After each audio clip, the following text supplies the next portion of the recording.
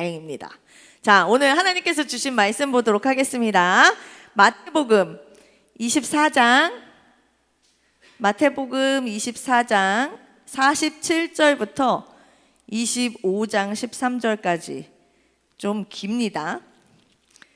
네, 본문이 다 좀 길어서 핵심 본문이 길다 보니까 다 읽지는 못하고 그래도 줄여서 읽고는 있는데 그래도 기니까 같이 제가 한 절 여러분 한 절 교독하도록 하겠습니다. 47절부터 읽겠습니다. 내가 진실로 너희에게 이르노니 주인이 그의 모든 소유를 그에게 맡기리라.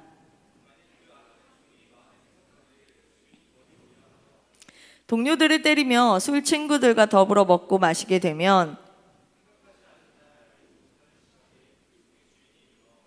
어미 때리고 외식하는 자가 받는 벌에 처하리니 거기서 슬피 울며 이를 갈리라.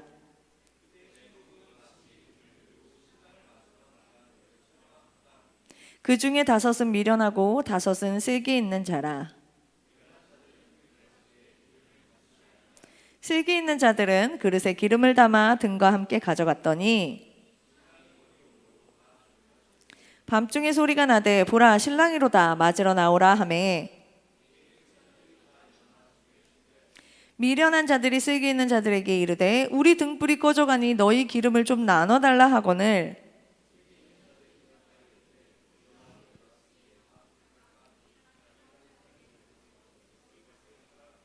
그들이 사러 간 사이에 신랑이 오므로 준비하였던 자들은 함께 혼인잔치에 들어가고 문은 닫힌지라. 대답하여 이르되 진실로 너희에게 이르노니 내가 너희를 알지 못하노라 하였느니라. 그런즉 깨어있으라 너희는 그날과 그때를 알지 못하느니라. 아멘. 자, 오늘은 그 뒤에 있는 말씀까지 여기까지 먼저 보도록 하겠습니다. 자, 여기 2000년대생들 많이 있으시죠? 네, 2000년대에도 네, 많이 태어나셨어요. 자, 예전에 1999년에서 2000년으로 넘어가는 그 시점에 정말 온갖 종말론이라는 종말론과 막 여러 가지 괴담들이 전 세계에 떠들썩하게 했어요. 자, 이게 컴퓨터가 19에서 20으로 하는데 인식을 하지 못한다. 그래서 이게 에러가 나고 전산망이 망가지고 이제 세계가 이게 멈춘다부터 해서 여러 가지 이야기들 막 끄덕끄덕 하시는 거 기억이 나시는 거예요? 어머 어떡하죠? 자, 그래서 일어날 거다 막 이런 이야기들이 굉장히 많이 있었어요. 거기다가 그 예언자 유명한 노스트라다무스가 예언을 한 게 있었거든요. 그게 같이 예언했다며 종말이 올 거다. 막 이런 이야기들을 계속했어요. 그래서 그 알지 못하는 미래, 앞으로 다가올 미래를 내가 살아보지 못했으니까 그 두려움 때문에 사람들이 더 그 위협을 느꼈던 거죠. 그 두려움을 크게 느꼈던 거죠. 우리가 지금 7월이지만 6월 달에 굉장히 더웠잖아요. 유례 없는 그런 더위를 우리가 느꼈었는데 지구의 온도가 1.5도가 더 올라가면 정말 온 지구가 이상해진다, 큰일 난다 라는 이야기들을 계속해서 하고 있습니다. 그런데 그 1.5도가 곧 넘을 거다. 요 몇 년 사이에 한번 올라가는 그 시점이 바로 올 거다라는 이야기를 합니다. 그래서 지구의 종말이 얼마 남지 않았다 라는 이야기들을 많이 하죠. 그러니까 사람들이 지금이나 옛날이나 늘 세상의 그 마지막 때를 되게 궁금해하고 또 그 마지막 때를 되게 두려워하고 있어요. 자, 그것이 지금 우리가 살아가는 이 시대뿐만 아니라 예전에도 예수님이 계셨던 그 시절에도 그랬다라는 거죠. 자, 제자들이 도대체 세상의 끝날에는 마지막 때에는 어떤 일이 일어나나요? 라고 물은 거예요. 그랬을 때 예수님께서 뭐라고 말씀하시냐면 먼저 미혹되지 말라라고 말씀하세요. 뭐에 미혹되지 말라라고 말씀하신 거냐면 자칭 내가 그리스도야, 내가 보혜사 성령이야 라고 이야기하는 자들, 그렇게 말하고 다니는 자들한테 미혹되지 말라라고 말씀하세요. 그리고 주님이 오시는 그날 세상의 마지막 때는 아무도 알지 못한다. 아무도 알지 못하고 곧 누구만 아신다? 하나님만 아신다. 나의 아버지만 아신다라고 말씀하셨어요. 그러니까 그때가 언제인지 이때 오실 거야, 저때 오실 거야 라고 예측하지 말고 예비하라고 말씀하시는 거예요. 예측하지 말고 예비하면서 준비하라 라고, 기다려라, 생각지 않은 때에, 너희가 예상하지 못하는 그때에 오신다라고 말씀하셨어요. 자, 그러면 그날, 그 마지막 때를 예비하며 준비하며 산다라는 것은 뭘까? 어떻게 사는 걸까? 라는 걸 지금 비유에 대해서 계속 얘기하고 있잖아요. 오늘 비유 4가지에 대해서 이야기를 하시면서 뭐라고 마지막 때에 말씀하시냐면, 그 첫 번째 우리가 읽었던 본문입니다. 이제 45절부터 51절까지 나오는 이야기예요. 주인이 종에게 그 자신의 소유를 다 넘겨주고 잘 맡기고 관리해 라고 하고서 타고 간 거죠. 근데 이 맡은 종이 어떻게 했냐면, 어떻게 생각했냐면, 주인이 늦게 올 거야, 더디 올 거다 라고 생각을 하고 동료들을 때리고 술친구들과 술판을 벌이면서 흥청망청 다 그렇게 지냈다라는 거예요. 그런데 종이 생각하지 않은 그때에 주인이 일찍 왔어요. 그래서 주인이 그걸 보고서 엄한 처벌을 내렸다라고 이야기를 합니다. 자, 그 뒤에 우리가 25장에 읽은 게 무슨 말씀이에요? 다 알고 있는 열처녀의 비유잖아요. 자, 혼인잔치를 준비하는 그 신랑 신부들이, 신랑을 맞이하는 그 신부 친구들이 10명이 신랑을 기다리고 있는데 신랑이 더디 오는 거예요. 너무 늦는 거예요. 그러다가 졸려라, 지친다, 언제 오는 거야? 그러다가 잤어요. 졸았죠. 자, 그럴 때 갑자기 신랑이 오신다, 야 맞으러 가자, 그러고서 막 나가려고 그러는데 깜깜하니까 등에 기름도 준비하고 있어야 되는데 기름이 없는 거야, 5처녀는. 이걸로 갔다가는 꺼져가지고 신랑을 맞으러 갈 수가 없어요. 그래서 옆에 있는 5처녀에게 우리 좀 빌려줘, 우리 좀 나눠줘 그랬더니, 이거 너네 나눠줬다가 우리도 꺼질 것 같아, 안 될 것 같아, 너네 사가져 와. 그래서 얼른 사러 갑니다. 그런데 그 사이에 신랑이 오죠. 자, 신랑이 오자 슬기로운 그 5처녀, 기름을 준비했던 그 5처녀는 같이 혼인잔치 딴 들어가고 문이 탁 닫혀요. 자, 이 2가지 비유를 통해서 하나님께서 뭘 말씀하시는 걸까요? 예수님께서 뭘 이야기를 하시려고 했냐면, 처음에 그 악한 종은 주인이 언제 올까라고 생각했나요? 주인이 늦게 올 거라고 생각했어요. 그렇게 예상을 했죠. 그런데 예상보다 빨리 왔어요. 그래서 실패했습니다.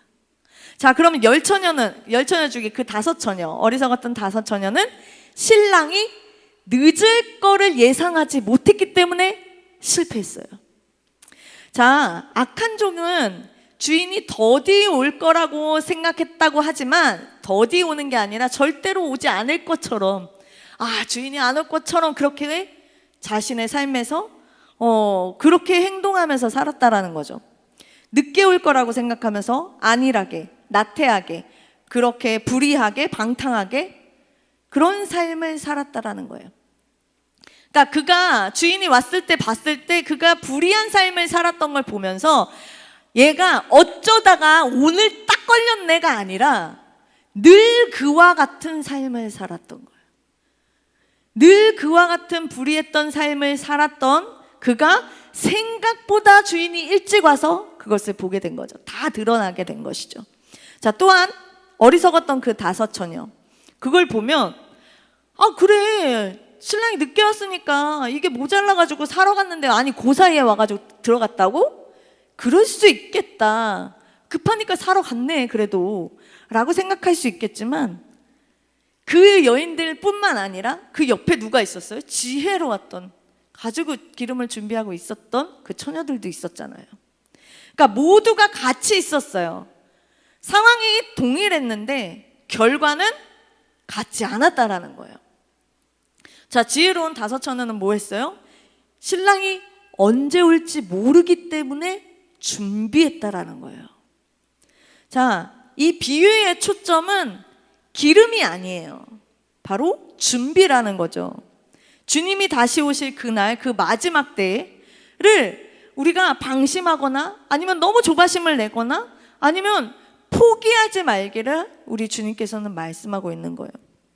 그날을 준비하냐 하지 않느냐에 따라서, 그리고 내가 흔들리지 않는 그 믿음을 가지고 있느냐에 따라서 우리가 마지막 날 예수님이 우리를 부르셨을 때에 내가 서 있는 그 자리가 이쪽인지 저쪽인지 달라진다라는 거예요.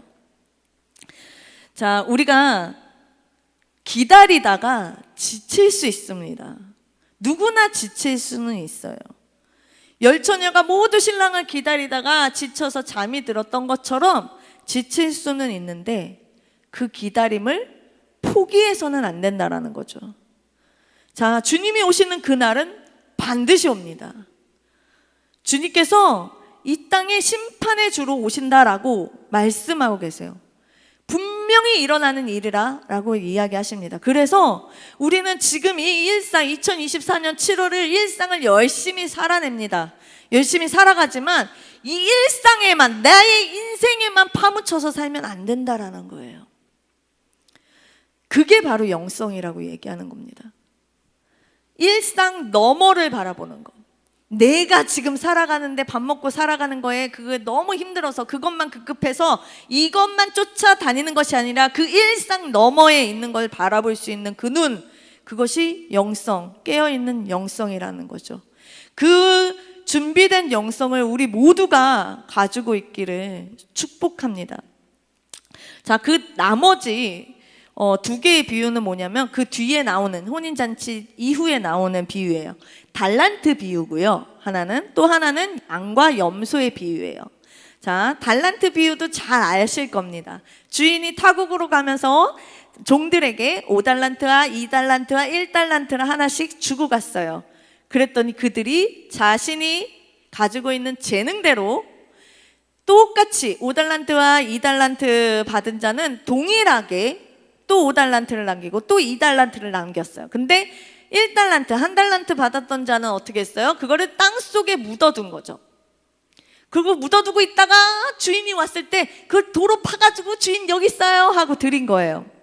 자, 주인은 5달란트와 2달란트를 줬던 그 종들에게 뭐라고 이야기하냐면 착하고 충성된 종아 라고 이야기를 합니다. 그런데 1달란트를 다시 가지고 온 종한테 뭐라고 얘기해요?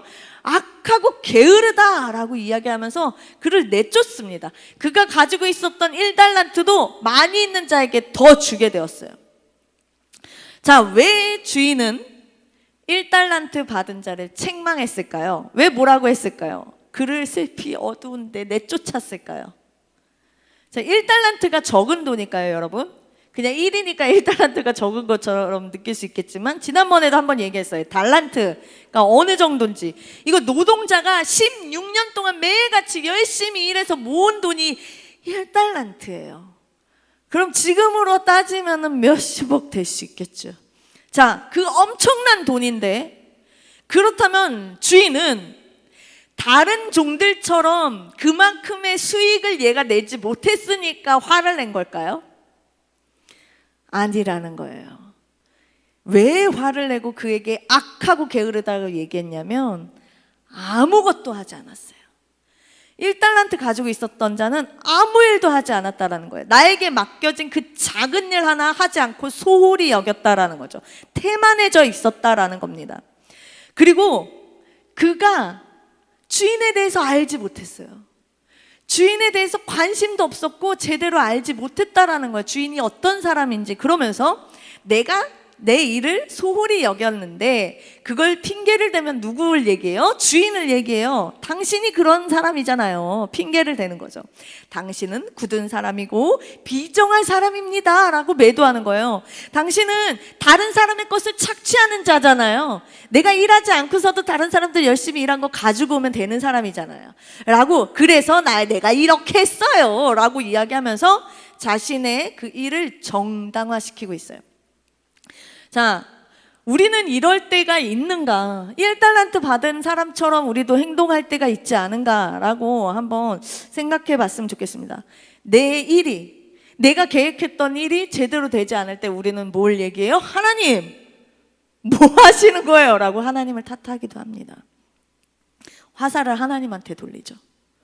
하나님에 대해 내가 제대로 하나님을 알아보려고 하지 않고, 하나님이 누구신지 궁금해하지도 않고, 하나님의 뜻이 무엇인지 분별하지도 않으면서 핑계대고 있는 거예요. 내 마음대로 생각하고 판단하고 결정 내려놓고서 내 생각대로 이렇게 따다다다 해보니까 이게 맞는 것 같네. 그래서 내가 선택해서 그 길을 가놓고서 잘못되면 하나님 이게 뭐예요? 라고 이야기합니다. 하나님 나한테 왜 이러시는 거죠? 라고 얘기해요. 뒷수습 하나님한테 해달라고 하는 거죠. 자, 우리는 가장 먼저 뭘 생각해야 되냐면 나의 아버지, 나의 주인을 아는 것에서부터 출발해야 되는 거예요. 하나님이 누구신지, 하나님이 무슨 뜻을 가지고 계신지, 그것을 이해하는 거에 따라 차이가 생기게 되죠. 그 차이는 나의 삶의 결과가 달라지게 만듭니다. 자, 우리가 나의 창조주, 그래서 청년의 때에 나의 창조주를 기억하라라고 이야기하시잖아요. 나의 창조주를 기억하고 나의 근원을 아는 여러분이 되시기를 축복합니다. 자, 네 번째, 양과 염소의 비유예요. 양과 염소의 비유는 심판의 기준이 뭔지를 알려주세요. 자, 영광의 보좌에 앉으신 그 주님께서 모든 민족을 목자가 양 여기 이쪽으로 염소 이쪽으로 이렇게 구분하는 것 같이 하나님 나라에 들어갈 자 이쪽으로, 심판받을 자 이쪽으로 이렇게 구분하신다라는 말씀이에요.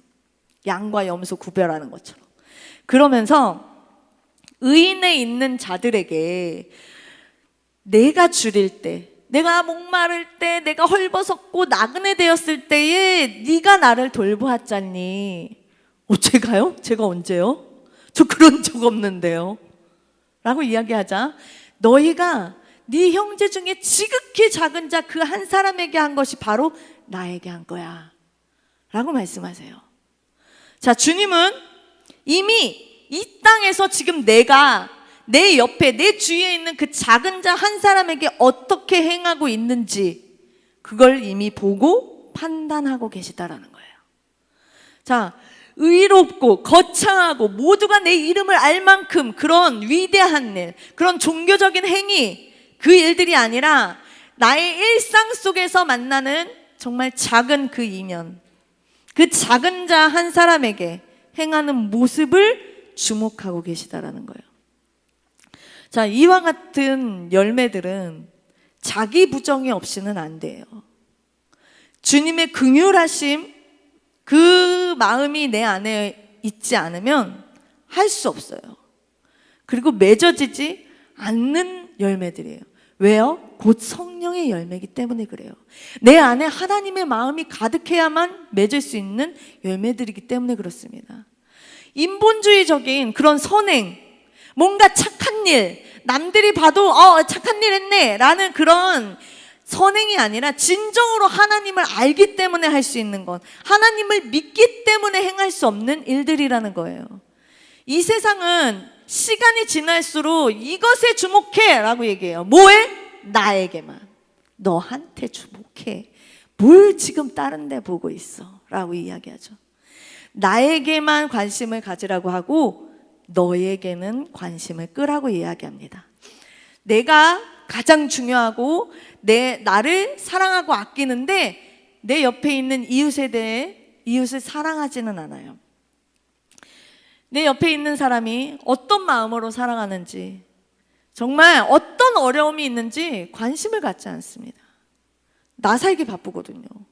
내 일이 지금 이와 같이 너무나 힘든 것들이 많은데 내가 무슨 다른 사람 챙길 때가 아니야 라고 생각을 해요.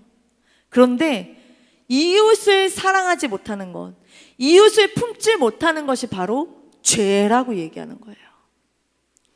자, 그래서 불법이 성하고 정말 남의 등쳐먹고, 나는 잘 사는데 남을 등쳐먹어, 카르텔을 형성해서 남의 인생이 좀비가 됐든 그 사람이 중독자가 되든 상관없어. 난 돈 벌면 되니까. 내가 안 하니까 상관없고 그 사람은 뭐 그렇게 살든지 말든지 나만 부자 되면 되지 뭐 라고 이야기하는 거죠. 이 사람이 혼자 어두운 곳에서 울고 있는지, 아니면 상처에 아파가지고 힘겨워하고 있는지 그건 알려고 하지 않는다라는 거죠. 그런 현실이 바로 지금 우리가 살아가고 있는 현실이라는 거예요. 이게 바로 주님은 죄다 라고 말씀하십니다. 자, 하나님은 우리 일상에서 누굴 지켜보세요? 나를 지켜보세요. 내가 지금 어떻게 하고 있는지. 그러면 우리는 마지막 때에 정말 하나님이 오실 그 심판의 날에, 반드시 오실 그날에 뭘 예비하면서 살아야 할까요? 자, 지금까지 이야기했던 것입니다. 세 가지. 첫 번째, 누구에 대해 알아야 된다고요? 하나님에 대해 알아야 되는 거예요.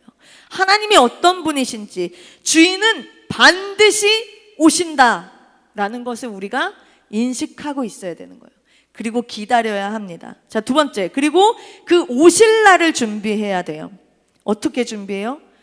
방탕하게, 나태하게, 안일하게, 언제 오시는지 잘 모르겠다, 나중에 오시겠지 라고 안일하게 있으면 안 된다라는 거죠. 그리고 늦어지더라도 포기해서는 안 된다라는 거예요. 깨어서 준비하는 것이 필요합니다. 그리고 세 번째, 이 땅에서 주님과 함께 열매를 맺으면서 살아가라고 말씀하세요. 내가 속해 있는 곳에서, 내가 거하고 있는 그 곳에서 만나는 사람들과 함께 선한 열매를 맺어가는 것. 그러니까 아까도 얘기했지만 인본주의적인 그런 선행이 아니라 정말 하나님의 그 긍휼한 마음으로 품어주는 것, 그 귀를 기울여주는 것, 도와주는 것, 밀어주고 끌어주는 것, 그것이 우리가 맺어야 할 열매라고 이야기하는 거예요. 자, 이것이 주님께서 우리에게 종말에 관한 이 비유들 네 가지를 이야기하시면서 깨닫기를 원하시는 겁니다. 우리는 한 치 앞도 알지 못하는 인생을 살아가고 있어요. 여러분의 인생이 어떻게 펼쳐질지 모르잖아요. 그래서 막막하기도 하죠. 그래서 지금 청년의 때는 더 그런 것 같아요. 이게 맞나 저게 맞나, 나 이 일을 하는 게 맞나, 저걸 해야 되나, 이게 내 적성에 맞는 일인지 잘 몰라서 막막하기도 하고 스트레스 받기도 하고 그래요. 그런데 어떻게 보면은 그만큼 내가 할 수 있는 그 가능성도 무궁무진한 거예요, 여러분. 그래서 꿈을 크게 꾸세요. 내가 알 수 없는 그 인생길 속에 하나님이 계획하시거든요. 하나님이 이끌어 가시고 하나님이 열매 맺어 가실 거예요. 나는 그 앞에 뭐 하면 돼요? 순종하면 되는 거예요.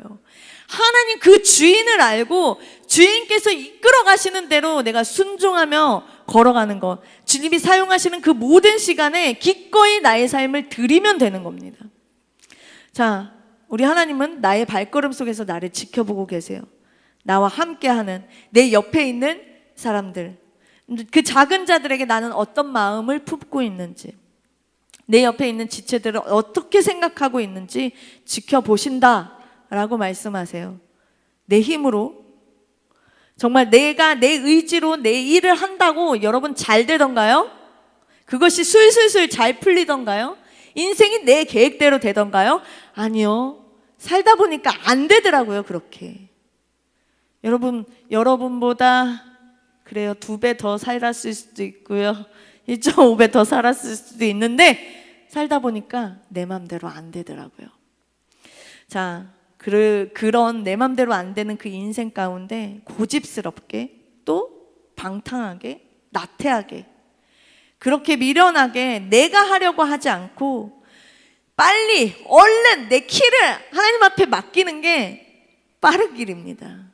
그게 평안한 길이고 그것이 가장 안전한 길임을 기억하시기 바랍니다. 그러면 주님께서 마지막 날에 나를 뭐라고 불러주시냐면 착하고 충성된 종 희주야 라고 불러주실 거예요.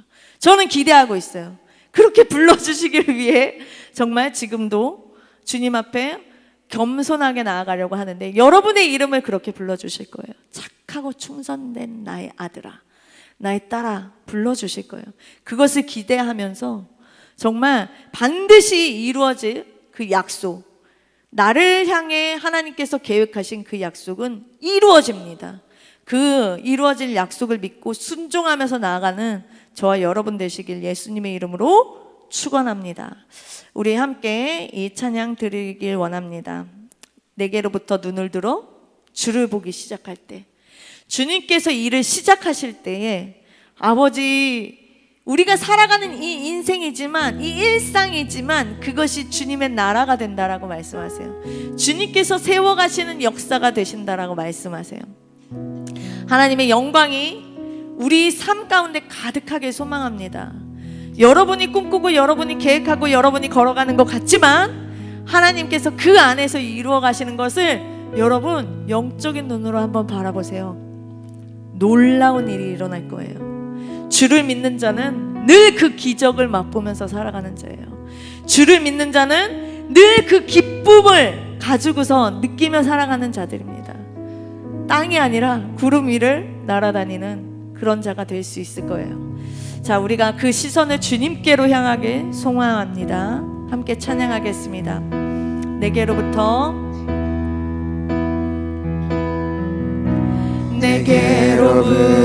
눈을 들어 주를 보기 시작할 때 주의 일을 보겠네. 내 작은 마음 돌이키사 하늘에 꿈꾸게 하네. 주님을 볼 때, 주님을 볼 때 다시 고백합니다. 내게로부터 눈을 들어 주를 보기 시작할 때 주의 일을 보겠네. 내 작은 마음 돌이키사 하늘에 꿈꾸게 하네. 주님을 볼 때 모든 시선을 주님께 드리고 살아계신 하나님을 느낄 때 내 삶은 주의 역사가 되고 하나님이 일하기 시작하네. 성령이 나를 변화시켜 모든 두려움 사라질 때 주의 일을 보겠네. 아멘. 황폐한 땅 한가운데서 주님 마음 알게 되리. 주님을 볼 때 다시 고백합니다. 성령이 나를 변화시켜 모든 두려움 사라질 때 주의 일을 보겠네. 황폐한 땅 한가운데서 주님 마음 알게 되리. 주님을 볼 때 모든 시선을 주님께 드리고 전능하신 하나님을 느낄 때 세상은 주의 나라가 되고 하나님이 일하기 시작하네. 모든 시선을 주님께 드리고 전능하신 하나님을 느낄 때 세상은 주의 나라가 되고 하나님이 주님의 영광이 임하네. 주님의 영광 임하네. 주 볼 때 주님의 영광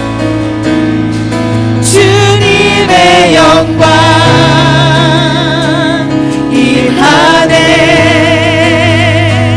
주 볼 때 목소리 높여 찬양합시다. 주님의 영광